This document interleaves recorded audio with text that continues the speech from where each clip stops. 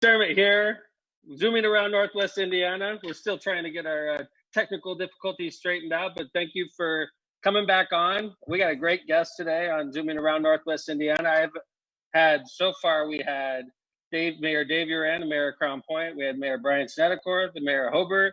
We had Mayor Bill Carroll, the mayor of Lake Station. We had Mayor Sue Lynch, the mayor of Portage, and we also had the mayor of Gary, Jerome Prince. And today we have the Lake County Sheriff, Oscar Martinez. How you doing, Sheriff? I'm doing great. Good evening, Mayor. How you doing?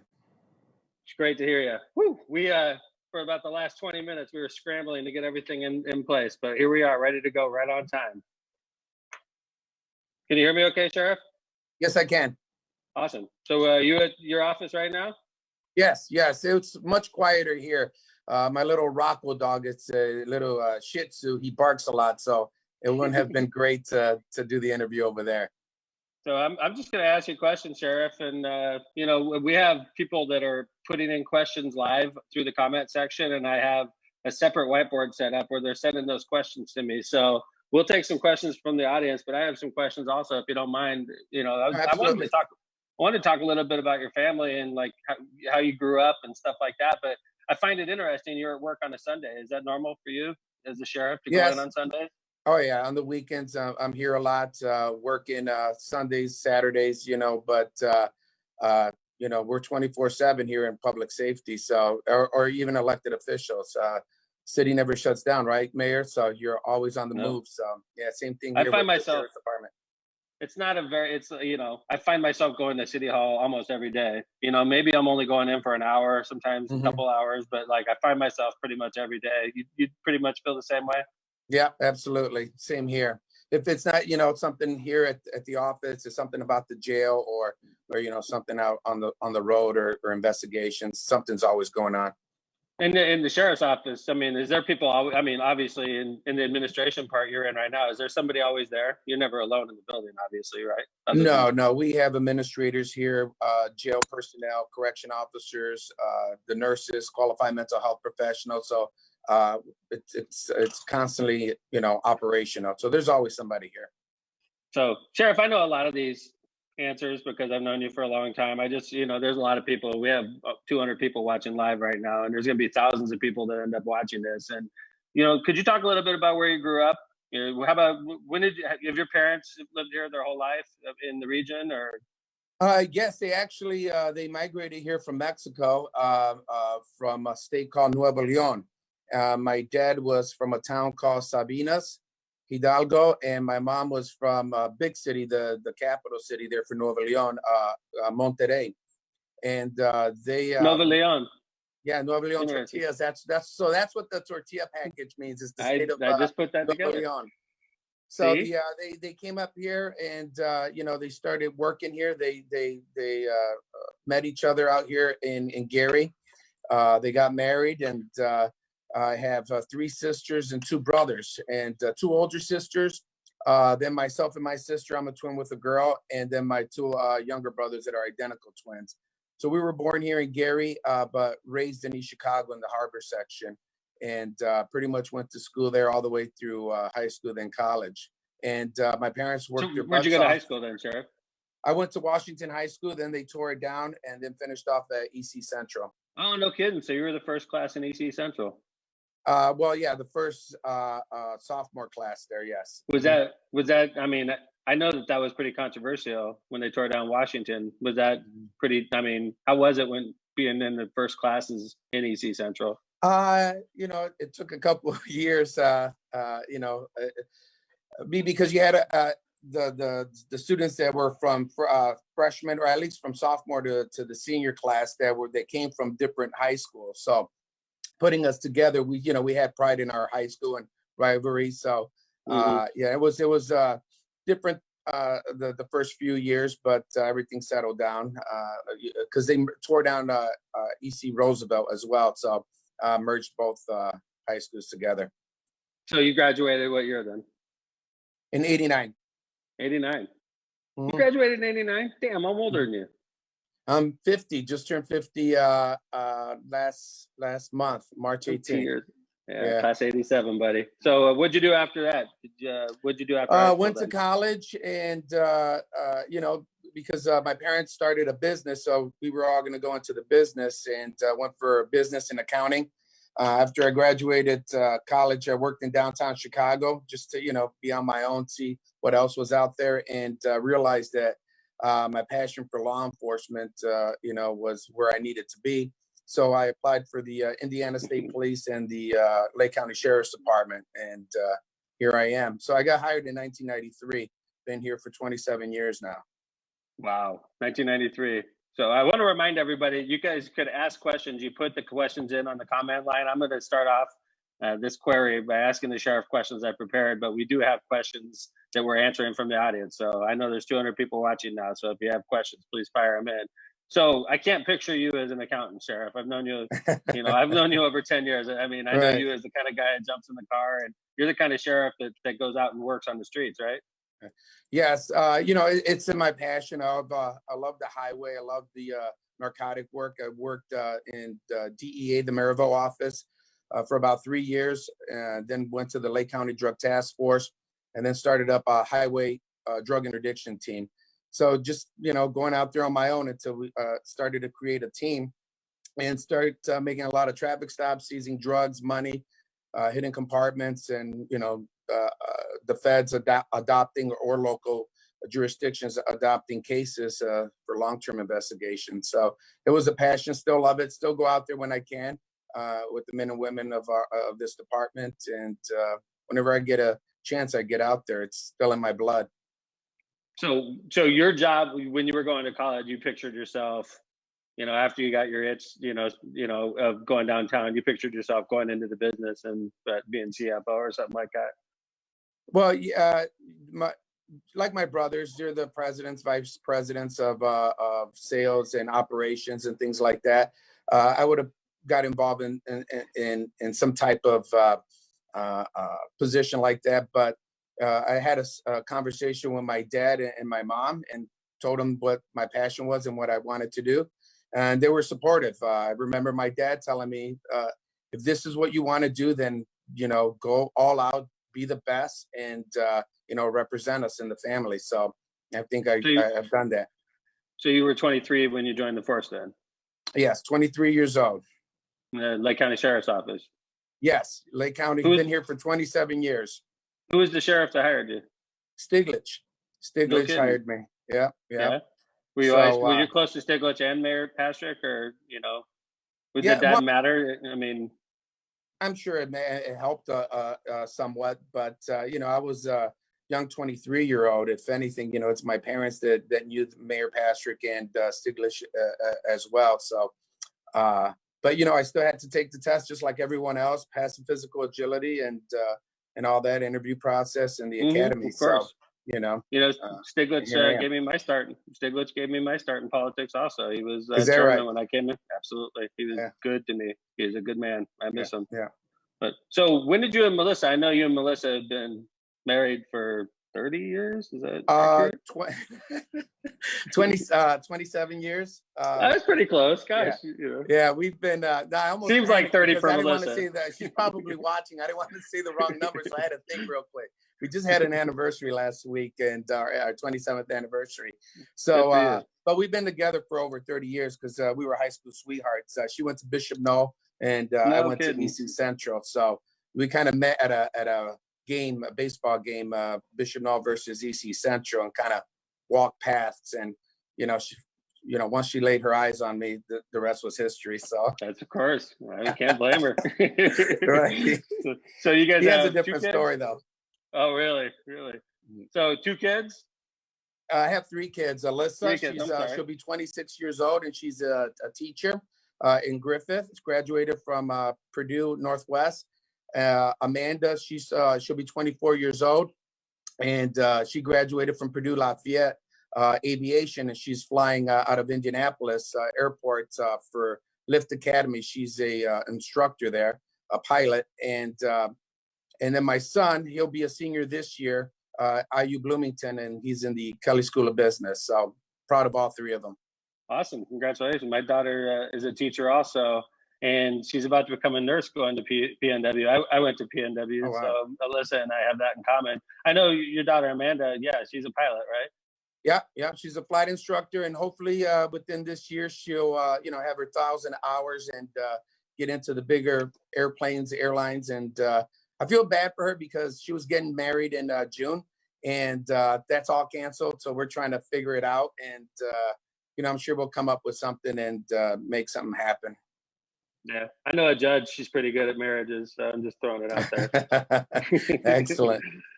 So you've been in the force how long now, Sheriff?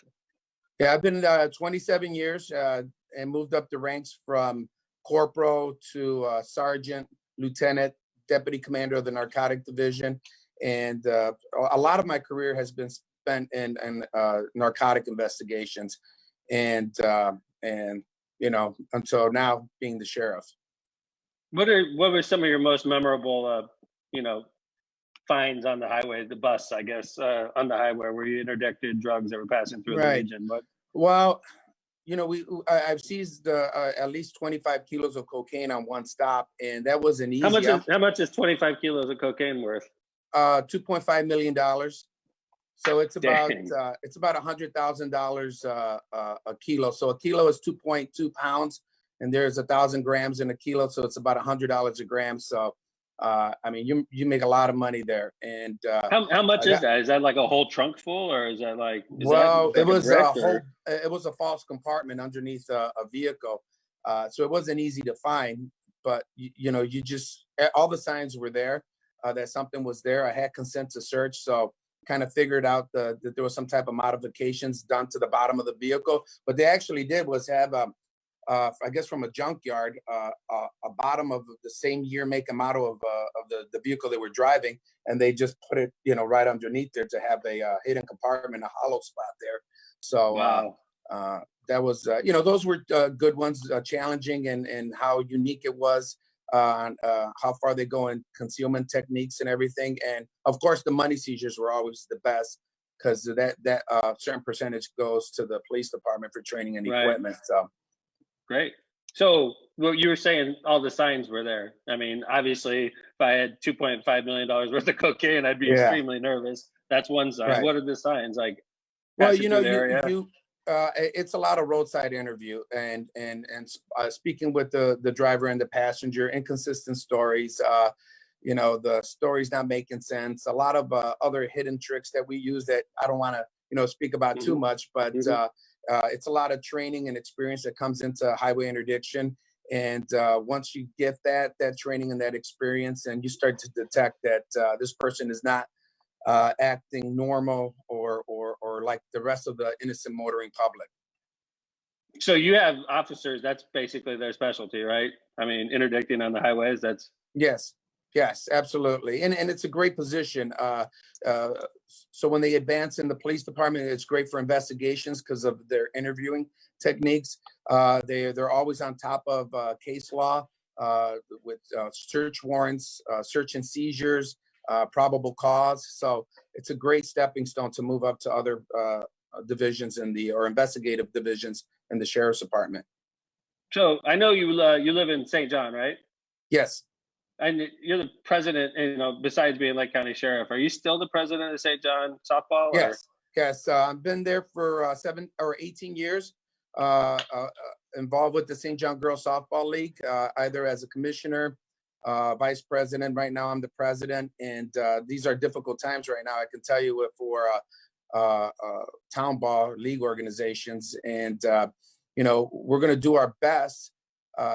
I gotten a lot of emails from parents to say, don't be so quick in canceling the entire season, even though I think that's inevitable. I think it's going to happen, but they can't say we didn't try. So we do have a schedule made up for June and a little bit of July. It's prepared. We'll see how the governor's orders go, how local government is, going to treat the COVID-19 during these 2 months. So at least they know we try to get a season in, and if it can't happen, it won't be because of us. It's because of the safety of the parents and the children come first. So if it gets canceled, it'll be because of that. So right now you're not scheduling any. This is interesting that because I coach a travel ball team and we're supposed to start in May. But you're saying in St. John, that's just not even an option right now, right? No, right now we did do the draft, so all the teams are made up. April was supposed to be the month for practicing, and then opening season it was in May. So that's not happening right now, and I feel bad, but like I said, the safety of the children and the parents come first. And we've never seen this in our lifetime. This is crazy, from stores shutting down, businesses, restaurants, sports, just overall, it's a total shutdown. And, we're over here conducting business, the merit board, police merit board, the correction merit board, judges doing initial appearance through Zoom, us having this conversation through Zoom. It's crazy. So, it's something we'll never forget. So let me ask you a question, Sheriff. So you're a great, here you are, a young police officer. You're doing great work on the highway. What made you want to get into elected office? Was that like when I was a little kid? I remember, I grew up in a political family. So even when I was a little kid, I remember thinking about running for office and just seeing my dad go to events and stuff like that. So I think at a young age for me, the itch was there. When did you realize that you wanted to be Lake County Sheriff? When you first got on the force, or did it take a while? No, I never ever thought of getting into politics or running for an elected office. My plan was to put in 20 years on the sheriff's department, like a lot of our officers do. I would have been 43 years old at 20 on the department. I know some of our officers that are good friends of mine that moved down to Florida and are hired on the police department or county police department down there, and then they're going to put in another 20 probably years there with 2 pensions. I mean, 43 is still young. And that was my goal: go to Florida or go to Arizona, work the highway, start from scratch. But when I started getting close to my 20 years, I didn't like the direction the department was going. I love this department. I love the men and women here of this department, this community, this county. And like they always say, if you don't like something, if you want to see changes, you have to, step up and do something about it. So I did. I ran 3 times, but I was persistent. It was and I wanted to get into that.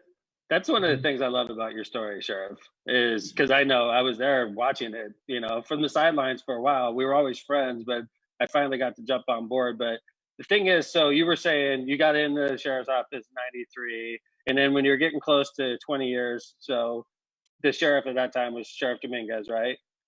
No, it was, I believe it was Bunsich.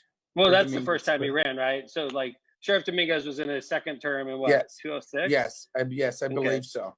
Yes. So 2010 is the open seat, but Dominguez is transitioning out, and it's a wide open race. Who's going to be the next sheriff in 2010? Right. Yes, I remember this because I was like county chairman then, and obviously Sheriff Bunsich was in it. You were in it. I think Ligon, that was his first race, right? And a whole bunch of other people, right? Yes. Yes, there was other. And well, it was my first time, but I can tell you get a little bit upset and frustrated when you think you're the right man for the job, and it doesn't go that way. But like I tell everyone, my children, kids that I speak to, and in schools or in the softball league, life is tough. Even as an adult, it's not just when you're a kid. They want to grow up so fast and think everything's going to be just fine. It's not. Life is challenges. You have to overcome those challenges and never give up. And those are, stories that I tell the kids that I've experienced. And if you're persistent, you really want it, you can make it happen. So, for me, it was my 3rd time. So 2010, obviously at that time, Sheriff Bunsich ends up winning that first term, right? Yes. And then between 2010 and 2014, you're working for a guy that you ran against, right? Yes. How did that, like, so 2010, 2011, 2012, 2013, what was did you keep your job? I'm leading you here because I know where you're headed. How did that change your life when you lost running for sheriff and now you're working for Sheriff Bunsich, a guy you ran against? Well, it was difficult. It was okay in the beginning. I was still doing my drug interdiction. I don't want to go too much into detail, but I did my job. I came to work every day to do my job. It was a bad year for me in 2013, 2014, I was diagnosed with colon cancer. So that was a big hit for me. And, after a treatment and going to a Mayo Clinic and being cancer free now for 5 years, everything just hit me all at once. And, I'm a Catholic, believe in God and with God, my family, friends, everyone together, really helped me through all this and made me a stronger person. So you get diagnosed with cancer after your first run for sheriff and you lose, and then you get diagnosed with cancer, and then you recover and you run for Lake County Sheriff again in 2014, right? Yeah, no, that was just after I had just lost my second term. So you ran and then lost, and then you yes. got diagnosed with cancer. Yes. Mm-hmm. Holy Toledo, yeah. right? Yeah, when it rains, it pours. I don't wish that on anybody. It's I'm so sorry. Man. I remember this, and it was, and I remember seeing pictures of you and how much weight you lost, and that was pretty tough ordeal, obviously. Oh right? yeah, and I was in denial. I thought it was just the stress of everything that was going on with the PD and the election and everything, and everybody saw it but me. My color was different. I went from 185 to almost 139 in weight, and finally, I just Melissa urged me to go to the doctor. We went in, and that's when we found out, and it was like a nightmare. But so this was happening to you when you were campaigning. You were literally experiencing the symptoms. I had just finished my second time running. I had just, it was that same year after the primary of what was that, 14? So that fall. Mm-hmm. Dang, Sheriff. Yeah, so then, so obviously in 2016, I don't think any of us will ever forget, what was it, day after election day, 2016, when the FBI raided the Lake County Sheriff's Office. And then about a year later, and this is, anybody that's watching this knows a year later, the Lake County Sheriff was convicted of a crime and ended up going to prison, where he still is. And there was a vacancy in the Lake County Sheriff's Office. Yes, right? And yes. And that special caucus was held. And which is what, all precinct committeemen all across Lake County. Yes. So there was like 475 of them. Around there, something like that. Yeah. And so that's how, so when there's a vacancy, the precinct committee people get called together, and there's an election with only 500 votes. And whoever wins that election serves out the rest of his term, right? Yes, you were there. I think, what did it go, 3 rounds? That was nerve-wracking, and I was blessed. How many people ran in that? I know maybe the former police chief of Sheriff, Dave Dowling, was. I imagine he was the biggest candidate running against you, right? I mean, there was other candidates involved, but it seemed like it boiled down to. We had Dowling, we had Ligon, we had other officers from this department and political individuals. So, like I said, I was blessed to win that, and we were off and running. That Monday, I took office 2 days later, and had to organize my command staff. The biggest challenge was the jail, because we were under the Department of Justice oversight, and that was number one priority, to get from under the Department of Justice. Yeah, and you just recently did that, right? In the consent decree? In December. Yes, December, just over a year. So now you've been sheriff for 3 years, and we have a global pandemic now. And, like we were talking about earlier, everything's shut down and everybody has to shelter in place. And, first off, are all your officers, they're safe? I mean, do you have any positives? First and foremost, we had to make sure we provide them the resources and the equipment to keep them safe. So they all have masks. They all have disinfecting solutions and sprays, gloves, along with the men and women of the correction division. And they're doing a fabulous job in there, dealing with the inmates there and making sure that no one gets sick there. And, following the policies and procedures that we have in place to make sure nobody gets infected, and that we prevent from COVID-19 coming into our jail. And that took a lot of work with the cooperation with the judges, the prosecutor, and other local jurisdictions of chief of police. Okay. So I know that a lot of people have been donating PPE to first responders in Hammond. We've been lucky enough to have a lot of donations. And by the way, we still appreciate more if you have it. Drop them off at the Central Firehouse. But if you know somebody out there has extra gloves or extra masks they want to donate to the Lake County Sheriff's Office, how would they do that, Sheriff Oscar? They can call 755-3400, and they will connect them to Commander Grushka, Gruszka, and also Warden Zink. They've been coordinating with those individuals that have been donating, and I appreciate it as well. All the individuals that have donated, but you know, we were not prepared for this pandemic to happen, this crisis, so it wasn't within our budget to purchase all these PPEs, and we've gone through a lot of money without any local or state or federal help at this time. You know, we're starting to see the possible options of through FEMA and through the Department of Justice of money that we could potentially get, but we haven't received any of that yet. But one thing that's very disappointing during this time is, you know, it's supposed to bring people together and work together.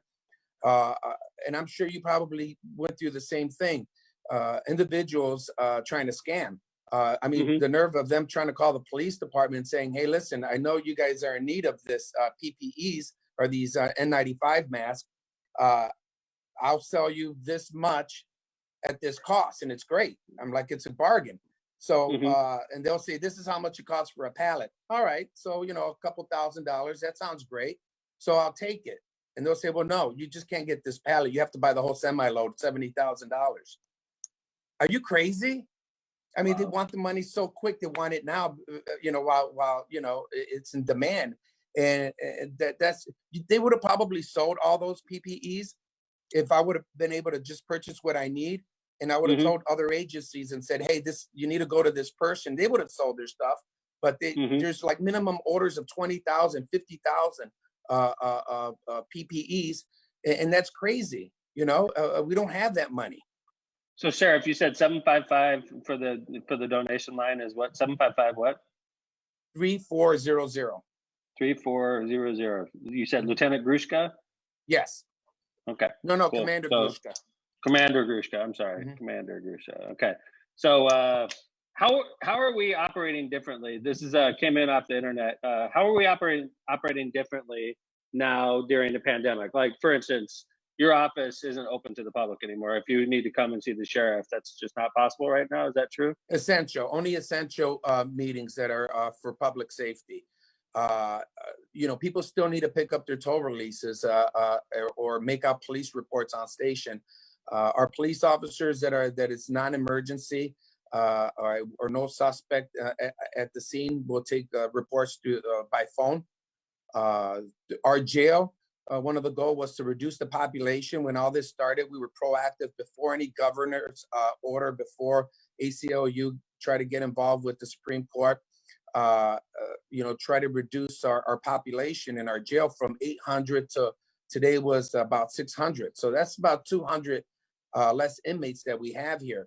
But so you said you went from 800 max capacity and you're sitting at 600, you're saying? Well, max capacity is over 1,000, but our current population was just before this crisis started was about 800. So once all this started, we reduced the population to about 600 right now, and these are low-level, non-violent misdemeanor offenders. And it took the cooperation, and I applaud the judges working with us to get individuals that had 30 days left before being released for time served. And we also have Rule 26 that helps us out as well. That it's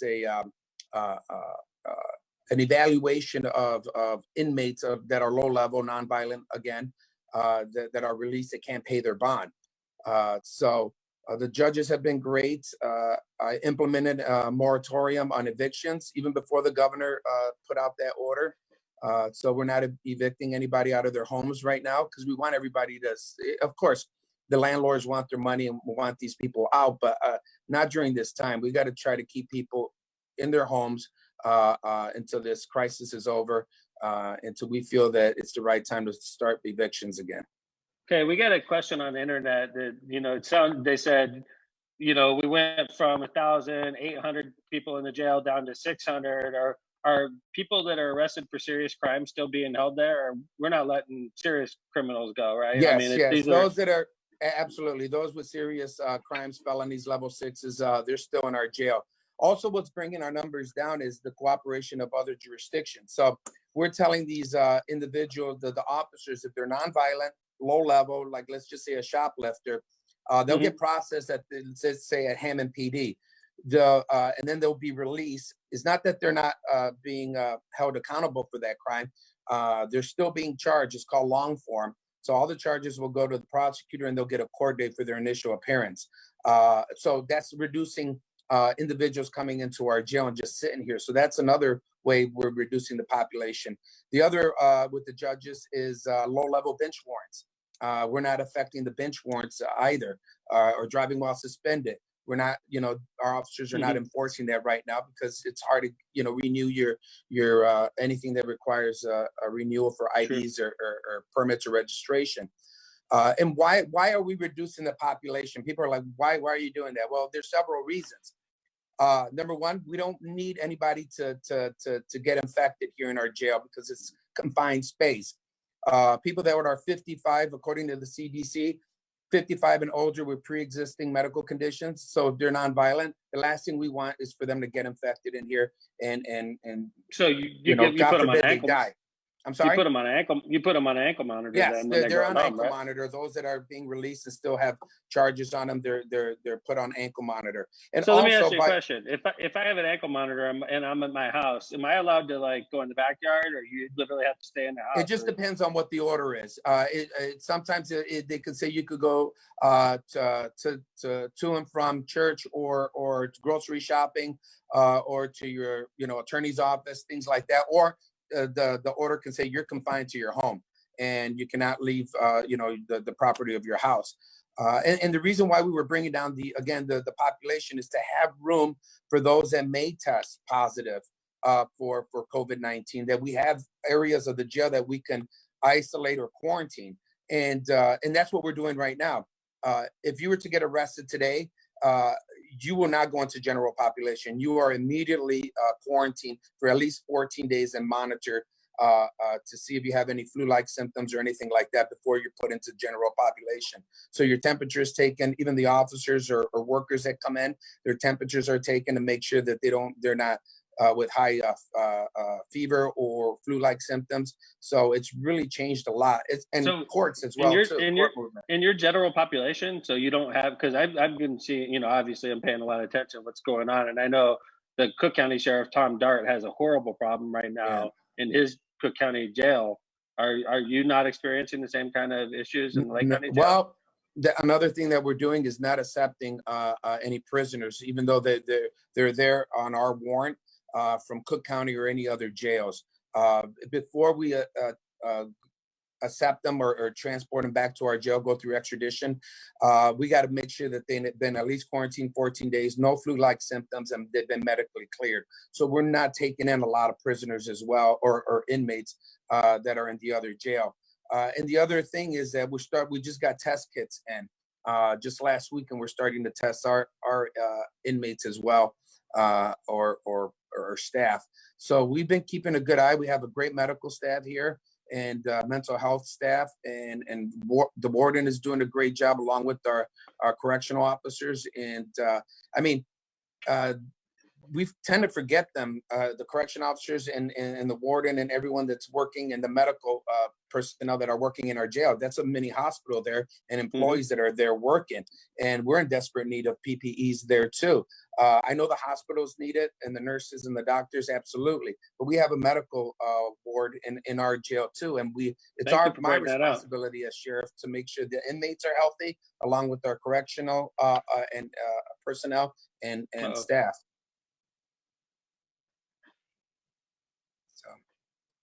Did he freeze up? Did I freeze up? You froze up, Hello? Not me. Am I off? Oh, good. There you go. You scared me. I can hear you. I don't know if I froze up or you froze up. Well, I saw you freeze, so I thought you were in shock at what I just said. No, no. Hey, we'll just keep on acting like that didn't happen, Sheriff. Right. I heard that the question off the internet. I heard that evictions are suspended, and Sheriff isn't assisting on eviction. And if that's true, thank you. While all this is going on, and so many people are temporarily unemployed, is that true, Sheriff? Yes, we are not doing eviction. Nobody should be doing evictions. In fact, if they are, they should notify the Lake County Sheriff's Department. No, and no judge is ordering an eviction. Now, Mm-hmm. If it's a business that shouldn't be operating and they're supposed to be evicted, we have to look on priority. It's not somewhere where somebody lives at. They're not doing business. So there's certain things that we're doing. But as far as evicting people out of their homes or apartments or anything like that, we are not doing that. Okay. Another question off the internet. Does the sheriff's office help with COVID issues at nursing homes in the area? As we noticed across the country, the nursing homes are the areas where, unfortunately, they're experiencing a lot of deaths. Obviously, similar situation to jails and cruise ships. Nursing homes, yeah, obviously the people in these nursing homes are susceptible. So Right. the question was, are you helping with nursing homes, or is that more of the Lake County Health Department? That'll be the health department and the fire department with their medics. We did have a meeting with them and came up with the strategy that what if we did get a nursing home that was hit very hard, and we have a large number of elderly that are affected.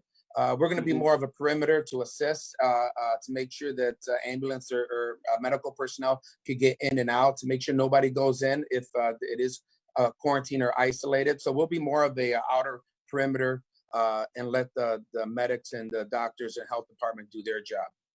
Let me ask you a question. Another one off the internet. I'm going to change it a little bit. It says, what's your relationship between the Lake County Sheriff and the city's mayors, the multiple cities mayors? And really, the thing that's interesting for me is what's your officers' relationships like with Hammond PD, Gary PD, Chicago PD, all the PDs across Northwest Indiana? How do you guys approach Well, you know that? what? We've been blessed. We have great mayors that are in office right now. With the city of Gary, with Jerome Prince, with Uran and Crown Point, Cinnacor and Hobart, Mayor McDermott in Hammond.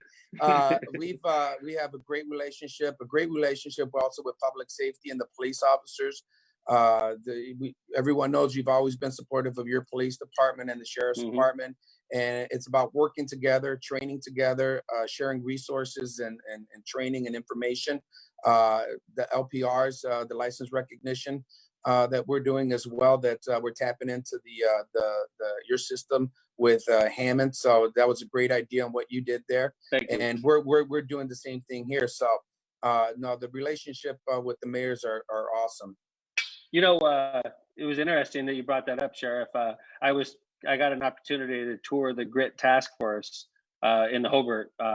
And the Grit Task Force, all the different officers were talking to me about some of the cases they had and how often they use the LPR camera system in Hammond and a couple other communities. And I thought that was great because I always knew the Hammond officers were using it. But what you're telling me is you guys even use it in the Lake County Sheriff's. It's a great tool. It's a great resource for our investigators.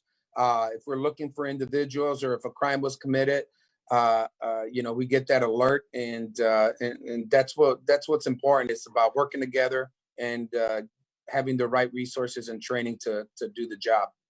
Yep.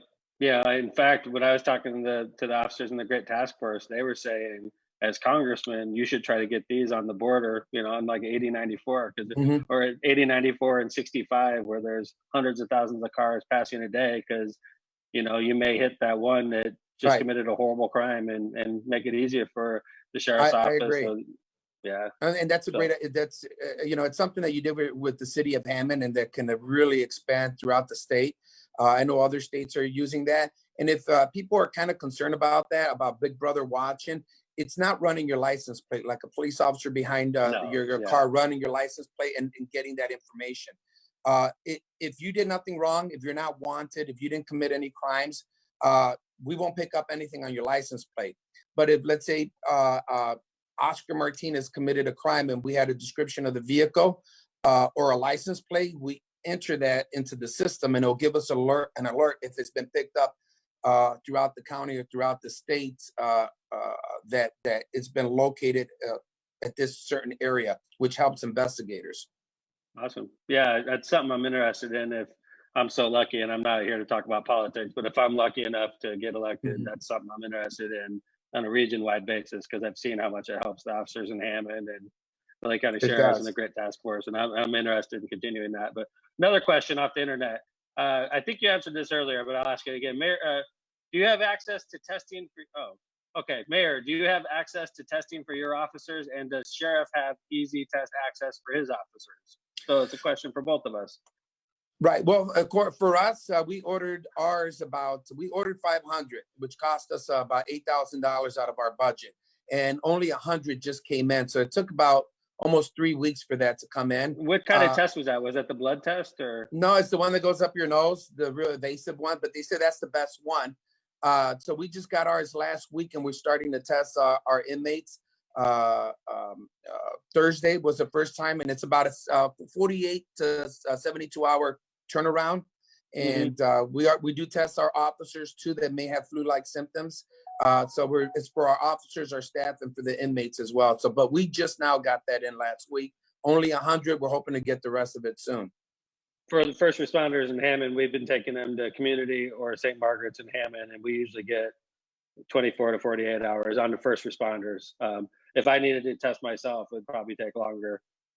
But for first responders, they're getting tested real quick, which is nice. But that's great. That's great. It's very depressing, though.